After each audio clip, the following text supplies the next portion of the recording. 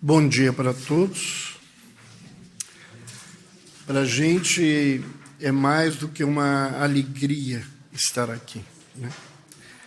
Estar em Portugal é estar na segunda casa da nossa vida e é sempre uma emoção. Hoje, pela manhã, nós vamos falar de um tema que cada vez mais tem a ver com a realidade do mundo e muito com a realidade desse continente, que é a questão das síndromes demenciais. Esses quadros que vêm chamando muito a nossa atenção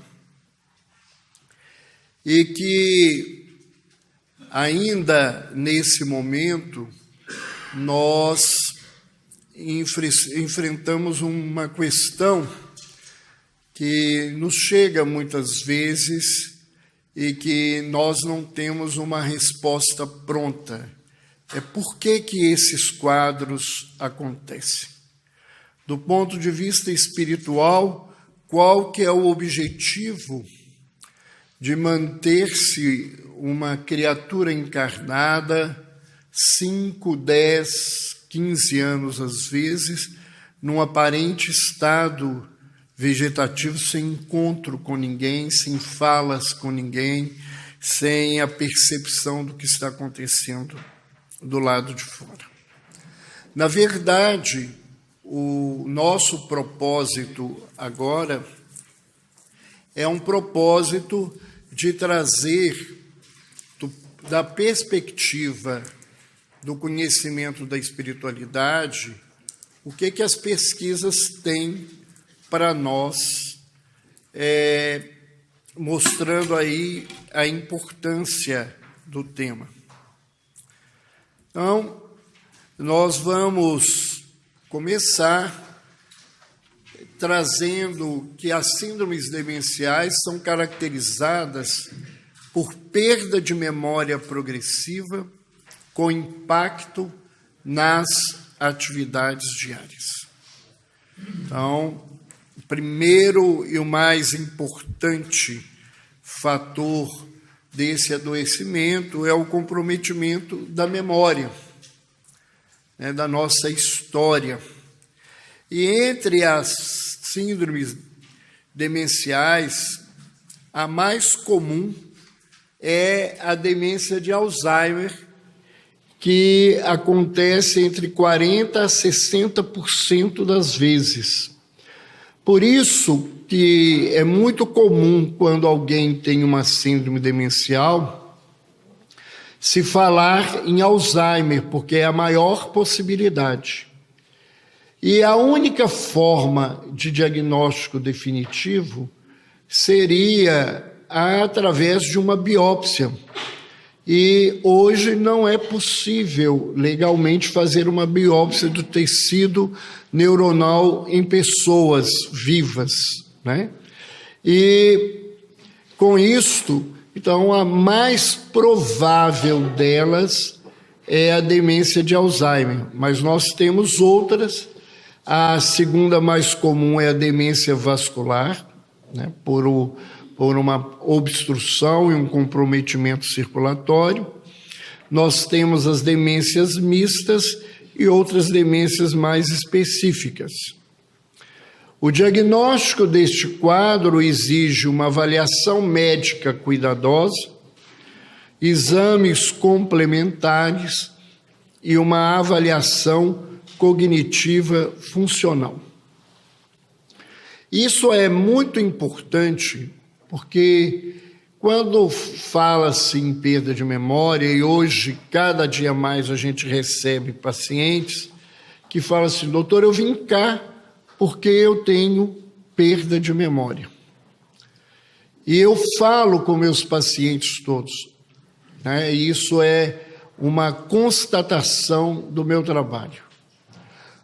Todos os pacientes ou pelo menos 98% dos meus pacientes, independente da idade, independente do sexo, se queixam de algum tipo de alteração da memória. E isto é importante porque, para que a gente tenha ideia que ter alterações de memória não significa que você tenha um quadro de síndrome demencial. Mas isso é muito comum. As pessoas dizerem, eu encontrei com um grande amigo, esqueci o nome dele, então é meu querido, meu amor, como é que você está? Porque você não sabe o nome do fulano. A mulher sai da beirada do fogão, abre a geladeira para pegar alguma coisa e tem que fechar a geladeira porque esqueceu o que foi buscar. Você descarga o telefone, quer falar com alguém, deu uma distraída e desliga porque você não sabe mais o que ia falar. E isto acontece com todo mundo e necessariamente isso não significa que você está começando a ficar demenciado. Mas se isto for crescendo, é preciso que se faça uma avaliação e se tenha maior clareza desse fato. Quais são os critérios diagnósticos que a gente tem para essas síndromes? Segundo o Código Internacional de Doenças, da sua versão número 10, primeiro sintoma é o declínio da memória. E a demência de Alzheimer, em especial, que é a mais comum, a primeira alteração de memória que você tem é a memória recente. O indivíduo, ele sabe qual era a roupinha que ele estava vestido na festa de 5 anos na escola. Mas ele não sabe o que ele almoçou há 15 minutos atrás. Eu costumo dizer que é um computador que a memória acabou e você pode botar informação que ele não guarda. Então, as coisas novas não se fixam, mas ele permanece durante um tempo com essas informações mais antigas e elas vão desaparecendo aos poucos. É o declínio de outras capacidades cognitivas. A deterioração do julgamento e do raciocínio, a pessoa passa a perder essa capacidade, a perder a capacidade de planejamento, de organização, de processo geral das informações. Cada vez mais, pelo estudo e pelo acompanhamento, nós vamos vendo que acontecem síndromes demenciais em pessoas mais novas. Trabalhando com avaliação pericial, eu já fiz uma avaliação de um senhor, um engenheiro, que com um quadro demencial aos 52 anos de idade. E avaliei uma senhora gerente da Caixa Econômica Federal, que o quadro demencial começou aos 49 anos de idade. Quanto mais cedo acontecem esses quadros, pior é o prognóstico e mais rápido é essa perda na vida da criatura. Há também um declínio do controle emocional, da motivação, do comportamento social. Eles passam a ter maior labilidade emocional, qualquer coisa irrita, atrapalha, faz chorar, ficarem mais apáticos e ficam mais embrutecidos no comportamento social. Se fala que o idoso é mais verdadeiro, mas na realidade não é uma questão de ser mais verdadeiro. Às vezes é até ser mais grosso, mais deseducado com um tipo de coisa, né? Às vezes você olha para o indivíduo e vê que ele está gordo e fica calado, né? A avó, o vô encontra com você e fala assim, mas você está barrigudo, né? Você está muito gordo, você precisa emagrecer, deixa de ser assim. Quer dizer, essas coisas, isso é um sintoma que você tem que pensar nesse processo. O que faz com que a gente tenha mais riscos de ter uma síndrome dessa? Lembrando que não é só um fator, porque senão todo mundo vai sair daqui correndo atrás de um neurologista, um geriatra, para poder fazer o diagnóstico. Primeiro, pessoas que têm parentes de primeiro grau com quadros demenciais têm maior tendência a ter demência do que outras pessoas. Avós, pais, irmãos. Então, isso aí é um primeiro fator. O segundo fator é a idade avançada. Quanto mais idoso você vai ficando, mais chance você tem de ficar demente. As alterações genéticas. Pessoas portadoras de síndrome de Down têm mais possibilidades de terem demência do que outras pessoas. Quanto menor o nível de escolaridade, né, de produção mental, maior a possibilidade de um quadro demencial. Isso não significa que pessoas intelectuais, pessoas com alto nível de trabalho, nós tivemos um grande companheiro no Brasil, um grande escritor espírita, que ele, no término da vida dele, ele teve Alzheimer. Então, não é uma coisa 100%, mas é um fator. Pessoas que sofreram traumatismo craniano têm maior possibilidade. Fatores de riscos cardiovasculares, né? Pessoas com pressão alta, com quadros de colesterol e triglicérides aumentados, diabetes, têm mais possibilidades de terem essas síndromes do que outras. Pessoas que sofreram acidente vascular cerebral, pela própria sequela do quadro, pode abrir essa situação. E pessoas que têm história de quadros de depressão, eles têm maior tendência a ter quadros demenciais do que em outros quadros que a gente possa ver mesmo dentro da psiquiatria.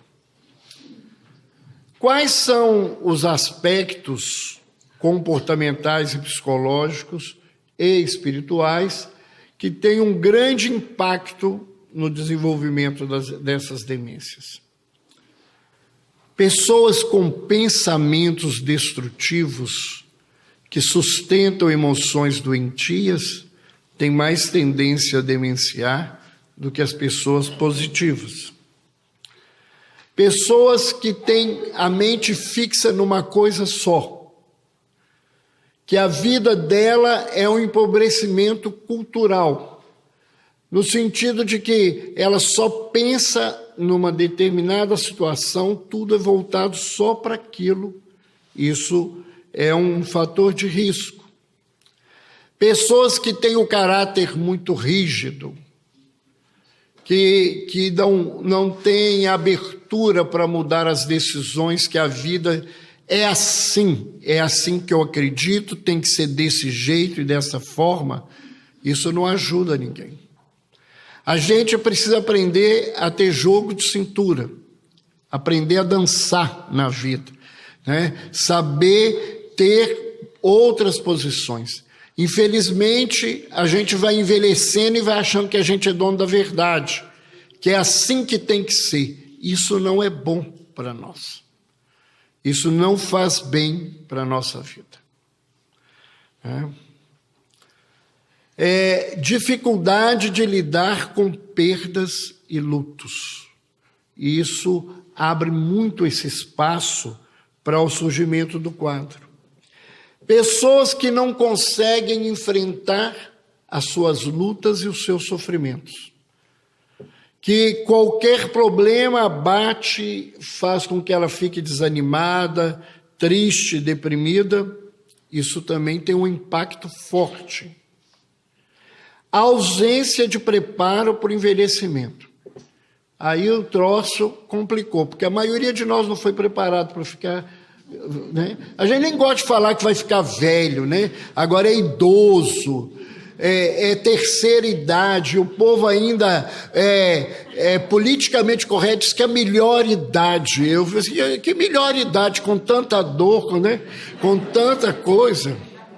Embora eu gostaria de vocês não assustarem com dor, não, né? Depois de 50 anos, se algum dia do dia vocês acordarem sem dor, tenham certeza, morreu.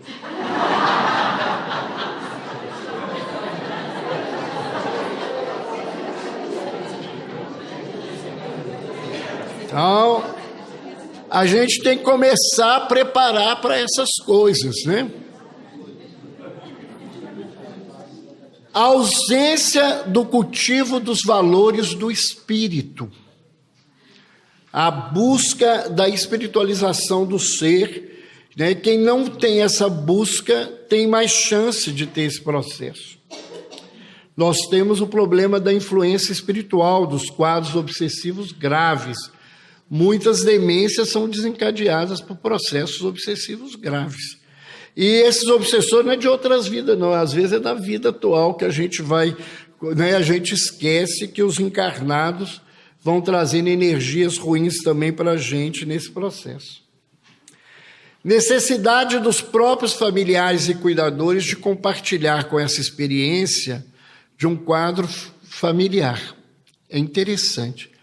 Pessoas que cuidam e que ficam muito presas a esse cuidado e às vezes com um sentimento muito ruim, têm mais chances de terem esse processo do que outras pessoas.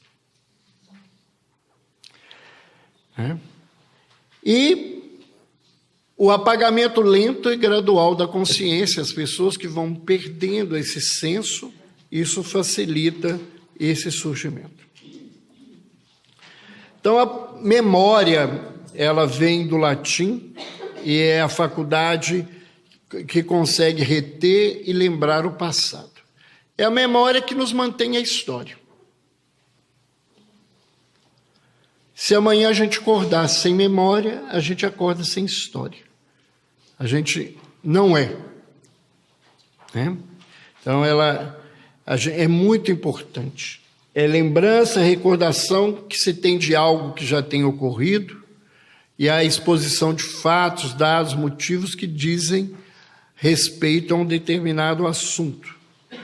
A memória, segundo os amigos espirituais, é o fruto da vida mental, contribuindo para fundar a personalidade. A nossa personalidade, ela está embasada na nossa memória, naquilo que nós retemos e guardamos dentro de nós. A memória é uma capacidade de evocação, o ato pelo qual se transfere o fenômeno que está inconsciente para a consciência. E é um mecanismo cerebral complexo que envolve todo o cérebro e muitas conexões neuronais. Então, a memória, né, há algumas pesquisas que mostram que a memória nem está só no cérebro, ela está nas células como um todo. E a gente, conforme o tipo de ser nosso, nós temos memórias mais visuais, mais auditivas, memórias mais olfativas, mais palatais, né?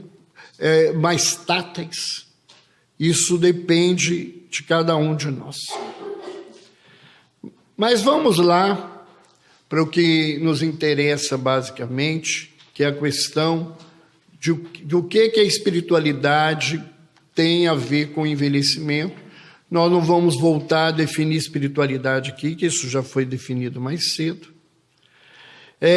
O Instituto Gallup Internacional, em 2005, avaliou 50 mil pessoas em 65 países e mais de um terço dos entrevistados revelaram-se ser religiosos. Isso é muito importante para quem trabalha na área de saúde, que nós temos que ter essa ideia clara, respeitar esse lugar das pessoas e muito mais do que isso. Esse aspecto, ele hoje, cada vez mais comprovado a sua importância para a saúde da criatura. E nessa pesquisa, os idosos tinham maior grau de religiosidade. Quase 70% dos idosos que foram avaliados, eles tinham algum tipo de religiosidade. E no Brasil, no Censo Demográfico de 2000, os idosos sem nenhum tipo de religião era menos de 4%. E isso ainda é hoje muito próximo disso. Então, eu não sei quanto que seria aqui em Portugal, mas só para a gente ter essa ideia de quanto que a religiosidade está presente na vida das pessoas com mais de 60 anos de idade.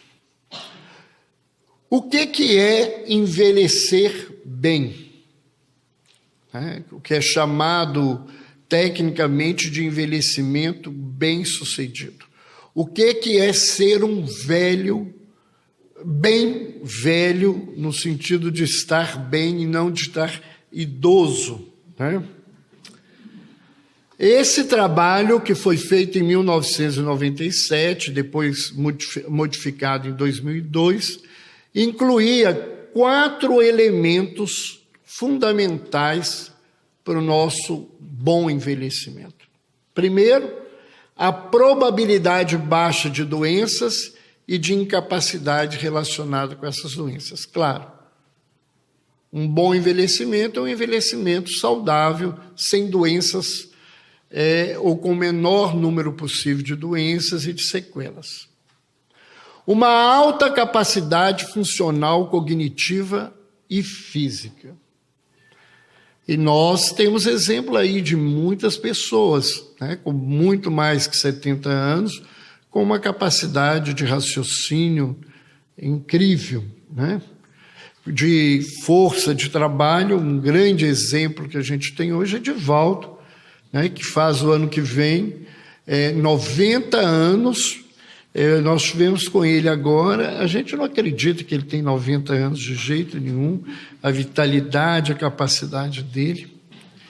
E o Medinesp nosso, ano que vem, no Rio de Janeiro, fazer propaganda, vai homenagear o Dr. Jorge Andréa, que fez 100 anos, numa lucidez, para vocês imaginarem o jeito, a lucidez dele. Os companheiros convidaram ele para estar o ano que vem, ele virou assim: vocês me querem de que lado? Aí o pessoal do lado de cá, ele falou assim: eu vou ter que arrumar algum fiador para me segurar até lá. Um outro item é o engajamento ativo com a vida. Infelizmente, as pessoas vão ficando velhas. No Brasil é assim: vai ficando velho, o pessoal aposenta para ficar à toa. Eu acho que a gente aprendeu, acho que isso é uma coisa que eu tenho que refletir. A gente aprendeu tanto tempo que trabalhar é coisa de pobre e de escravo. Então a gente acha que é chique ser vagabundo. É tantos milênios fazendo isso que a gente achou que isso é chique. Então as pessoas vão ficando velhas no Brasil, elas sentam na frente da televisão, ficam ouvindo porcaria o dia inteiro, porque é só notícia ruim, E elas se repetem rapidamente, quando os programas não são péssimos, Aqui posso citar, porque aqui vocês o tal do balanço geral, aquilo é um balanço geral mesmo, balança a vida de todo mundo. E fica ouvindo aquelas coisas parada, ela não produz, não faz nada, fica parada. Isso é um mau sinal para a vida. E um outro item, né, isso é um trabalho não religioso, gente, isso é um trabalho científico, é as pessoas terem um engajamento espiritual na vida. Qual que é o impacto da religiosidade no envelhecimento? Então, esse trabalho de 2005 mostra que idosos cujas crenças pessoais davam maior significado às suas vidas tinham 10 vezes mais chance de cursar com envelhecimento bem-sucedido em comparação com aqueles que não as possuíam. Então, nesse trabalho de 2008, a doutora Rosa mostrou que a resiliência, que é a capacidade humana de pacientes com bem-estar espiritual, de enfrentar e vencer as suas adversidades, foi associado ao envelhecimento bem-sucedido. Uma pessoa que tem um bom envelhecimento é que utiliza essa espiritualidade para enfrentar as suas lutas de maneira positiva. Nesse outro trabalho, de 1998, esse autor demonstrou que as atividades religiosas, o coping religioso, que é aquilo que você consegue utilizar e estruturar-se a partir dessa religião, e o maior significado à vida, são preditores do envelhecimento bem-sucedido ou não. Ou seja, as pessoas que têm uma espiritualidade, que têm um sentido positivo para a vida, vão ter um envelhecimento melhor do que as que não.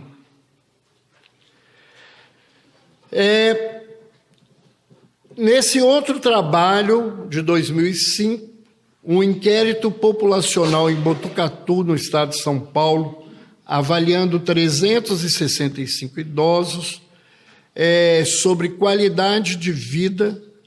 Esses idosos, um dos itens mais comuns, era o 7º item mais comum, era ter uma religião e ter uma fé.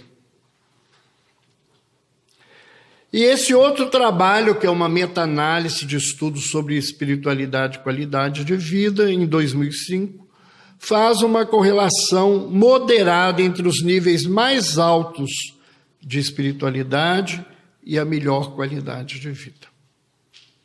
Então, nós vamos vendo aí, e esse autor, o Katsune, em 2003, ele relaciona a espiritualidade à melhor qualidade de vida subjetiva em pacientes com demência leve. Então, esses pacientes que tinham uma experiência espiritual, eles tinham uma melhor qualidade do que os outros que não tinham, embora todos com um processo de demência. Qual que é o impacto da espiritualidade na doença de Alzheimer? Um estudo recente, em 2007, diz que altos níveis de espiritualidade e práticas religiosas foram associados a uma menor progressão da doença de Alzheimer.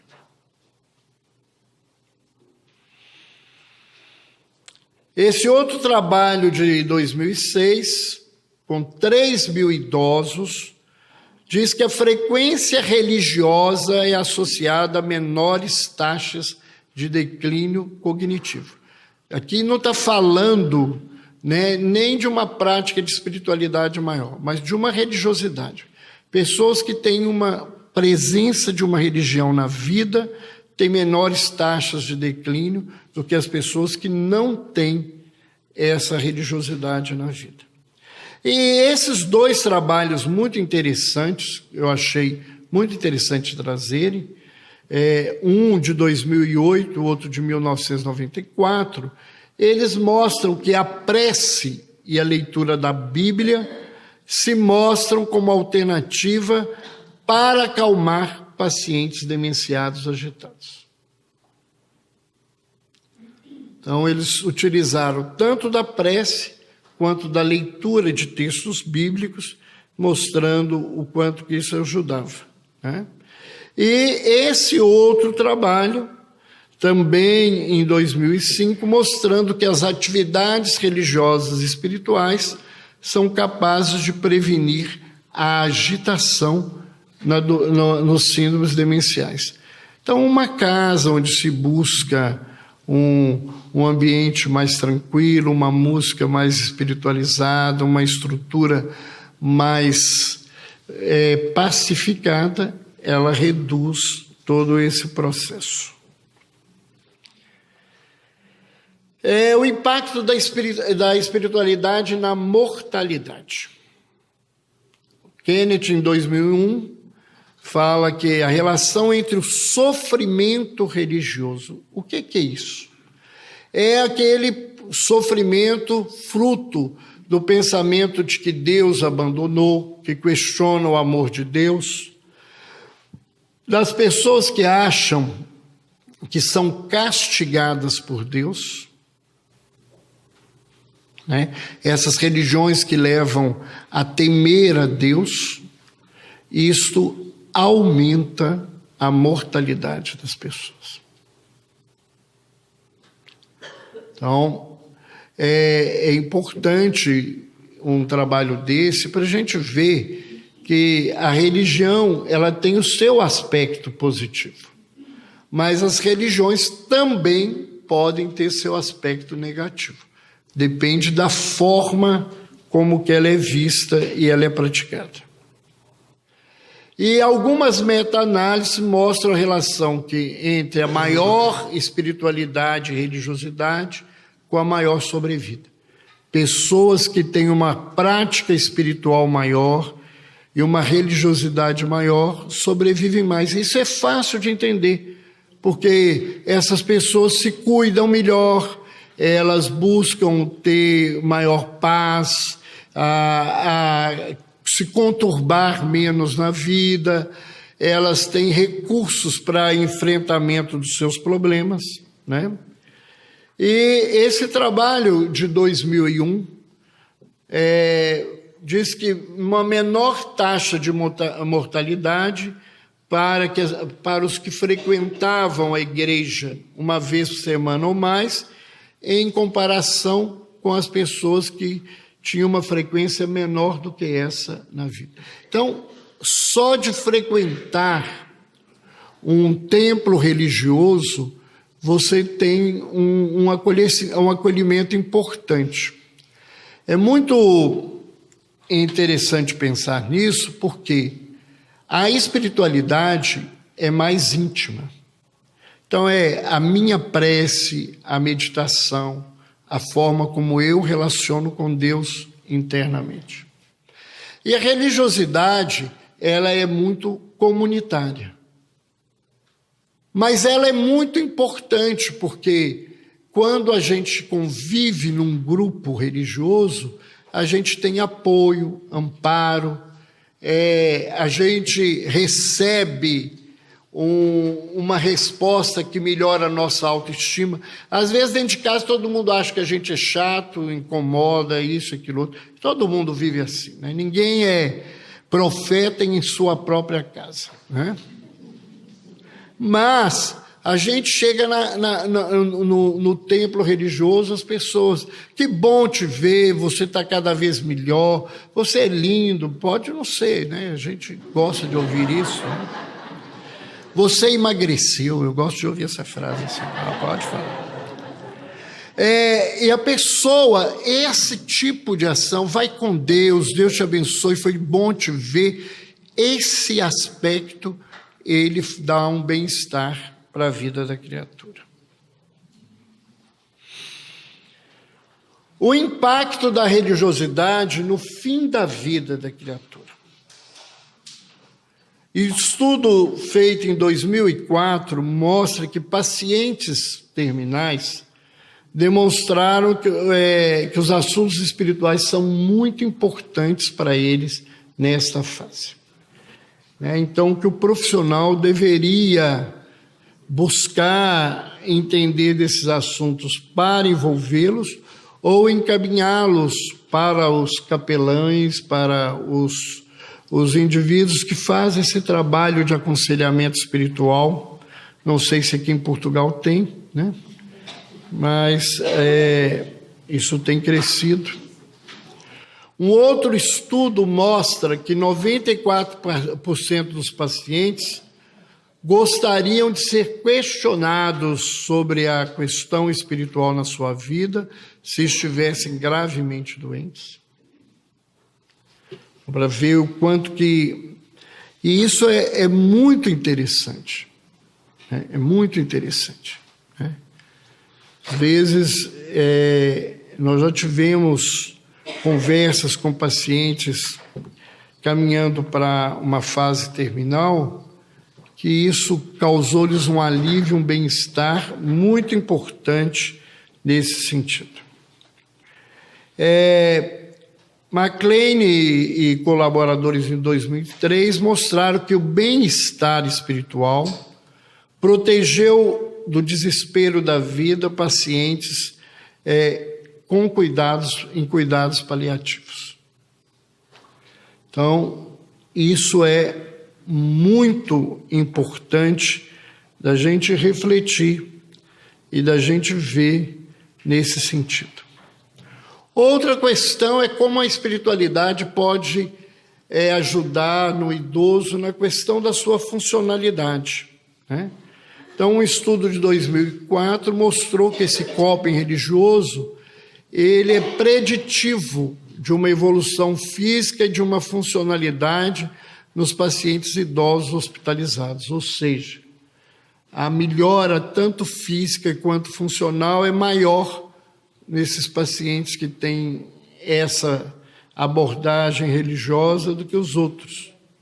E o Koenig, em 2004, ele trouxe um trabalho, uma meta-análise de uma relação ainda fraca entre religiosidade e espiritualidade com a saúde física do idoso. Isso é um trabalho, né, é muito importante, mas, né, a gente não pode se esquecer disso. Quais são os cuidados que a gente tem que ter para a prevenção desses quadros? Acho que todo mundo gostaria dessa resposta, né? Então, a gente trouxe aí para a gente pensar. Primeiro, a alimentação saudável e balanceada. Querendo ou não, a gente é o que a gente come.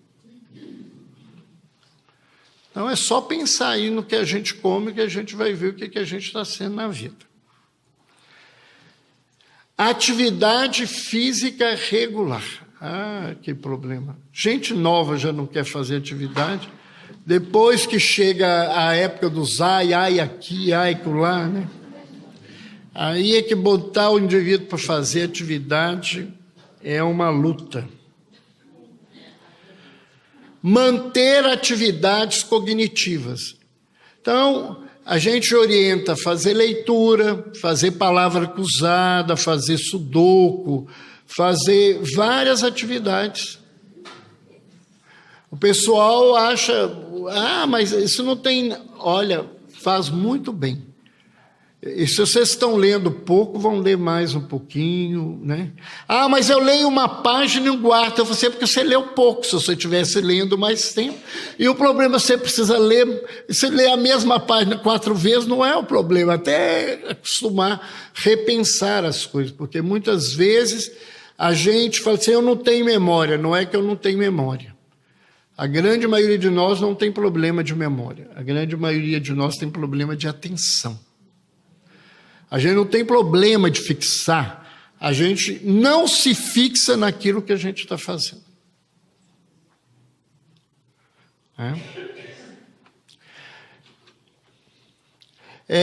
Fazer exames e ter cuidados preventivos. A gente precisa procurar saber e se tratar. Por isso que as mulheres têm melhor saúde que os homens, porque elas procuram fazer mais exames e se prevenirem mais do que os homens, né? Os homens, eles pifam mais rapidamente porque se cuidam menos. Cuidar dos fatores de risco cardiovasculares. Comer menos porquinho, né? Menos fritura, menos doce, que vai todo aumentando aí os triglicérides e os colesteróis da vida, e a coisa vai complicando na nossa vida. Procurar profissionais especializados quando tiver dificuldade de lidar com perda e luto, né? A gente deveria buscar ajuda quando a gente está sofrendo. O pessoal no Brasil tem muita dificuldade, que acha que psiquiatra e psicólogo a gente só vai porque a gente é louco, né? E nem é louco. Assim, os outros vão achar que eu sou doido. Eu falei assim, mas você é doido mesmo? Doido? Meus pacientes me perguntam assim, eu sou doido, doutor? Eu falei assim, Aí eles se assustam. Eu falei, você sabe o que é doido? Ah, não, doutor, doido não é ficar pirado, não. Doido é uma corruptela de doído, né? Porque as pessoas que tinham melancolias eram doídas da alma. De doída da alma veio doida, veio doido. Doido é quem tem dor na alma. Eu só trato de quem tem dor na alma. Todo mundo que vai no meu consultório tem uma dor na alma. Então, todos nós somos doidos. E estamos aí tratando e precisamos buscar ajuda. Enfrentar da melhor maneira possível essas feridas que a gente carrega na alma.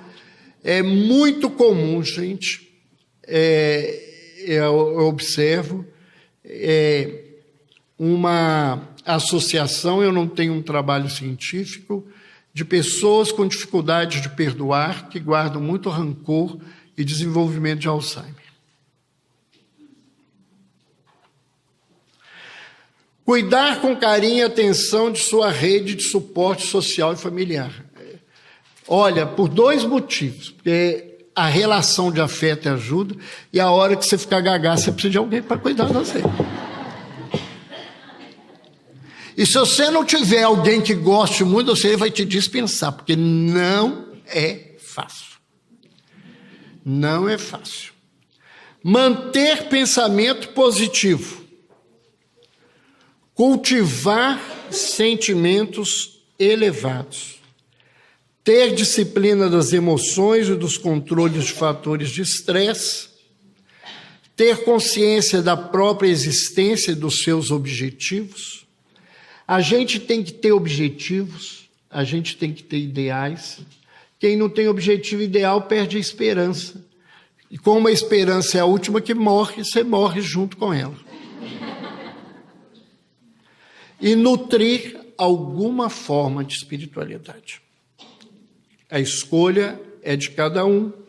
E fazer atividades voluntárias e de beneficência.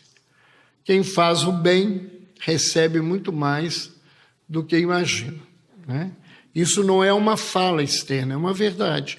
Quem faz um trabalho benemérito de qualidade recebe muito mais. E para encerrar, eu queria trazer aqui 3 frases do Velho Testamento